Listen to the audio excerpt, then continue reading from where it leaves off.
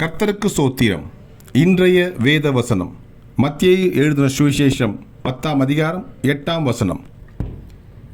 வியாதி உள்ளவர்களை சொஸ்தமாக்குங்கள், குஷ்டரோகிகளை சுத்தம் பண்ணுங்கள், மரித்தோரை எழுப்புங்கள், பிசாசுகளை துரத்துங்கள், இலவசமாய் பெற்றீர்கள், இலவசமாய் கொடுங்கள்.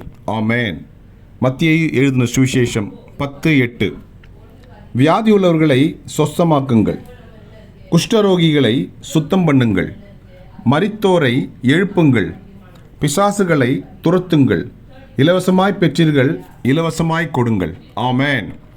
கர்த்தர் உங்களை ஆசீர்வதிப்பாராக, உங்களோடு கூட இருப்பாராக. ஆமேன்.